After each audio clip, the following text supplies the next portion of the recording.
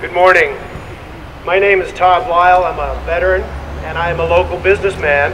And if you take a moment to look around, it seems that we're always preaching and giving the message to ourselves, because it looks like 90% of us are veterans. But more important than being a veteran is being a citizen. And the responsibilities that come with citizenship come in many, many forms. And the beauty is that regardless of your walk of life or your socioeconomic upbringing, you can serve this country and you never have to put on a uniform or join some paramilitary group. Communities are the bedrock of any nation. And it's amazing to me when I look around Chagrin Falls and I ask people how many people live here. And there's roughly 5,000 residents in the Chagrin area, if we don't count South Russell and Russell and those areas. And it's hard to not reflect on some of the negativity in the world and our ability to counter that negativity through community.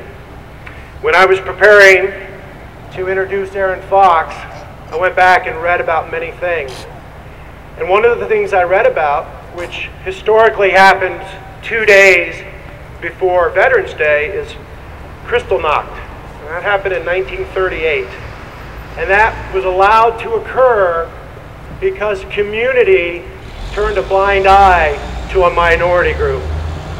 It was a tough economic time. There was instability in the world. And we, along with the rest of the world, stood by and turned a blind eye. In our lifetime, in my lifetime, we've witnessed atrocities around the world. I personally witnessed the Holocaust, if you will, because we don't call it that occurred in Bosnia. We don't reflect on what occurred in Rwanda, and many other places. It is extremely important that through all times, good and bad, that we remember our sense of community. Because from a solid community, that bedrock, that allows us, those who choose to serve in military, to go out and help spread the word and teach and lead.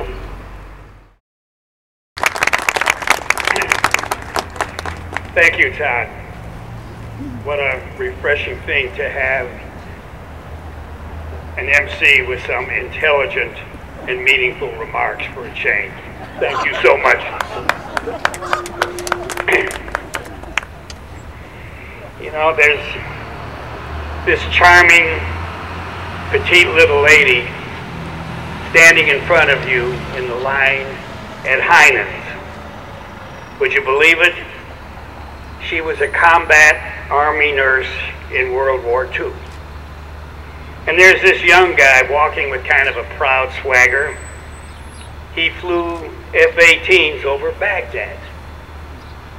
And there's the guy sitting next to you at yours truly. He looks like a college professor, but he commanded a regiment of Rangers in Vietnam. And this next guy, struggling to walk proudly on gimpy knees, a reminder of Korea, where he fought and froze in the so-called forgotten war.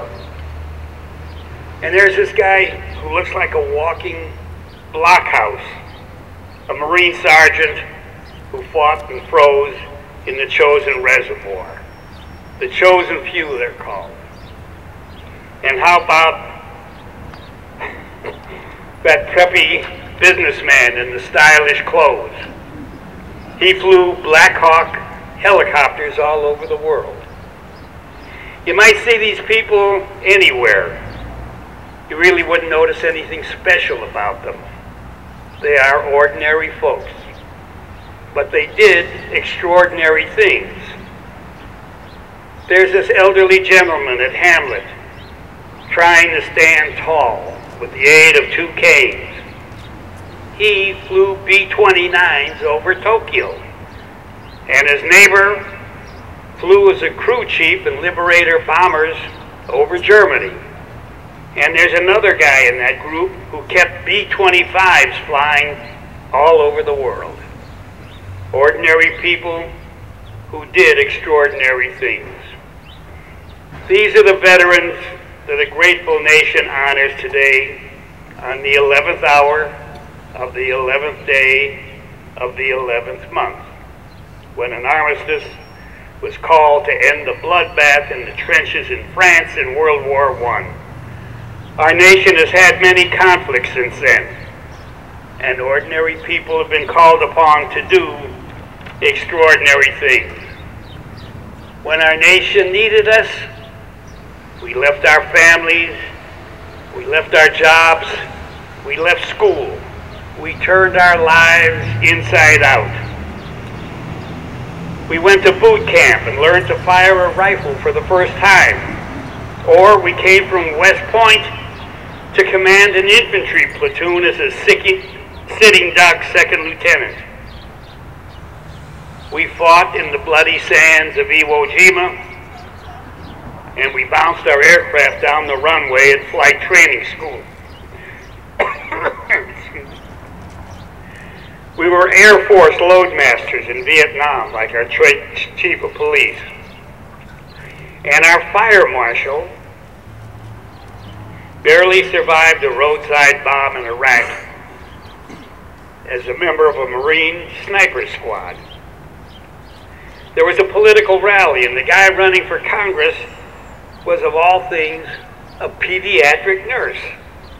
But in Vietnam, he was a decorated lieutenant colonel. And of course, we had our famous submariner, Chagrin. And that very pleasant, soft-spoken Greek gentleman, a wounded combat veteran in Germany. Ordinary people who did ordinary things. You might see us anywhere. We're part of this community.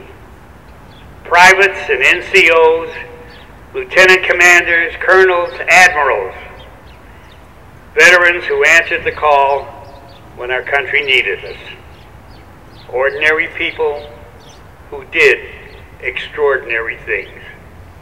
And we must not forget those who did not make it home. God bless all you ancient warriors, and God bless America.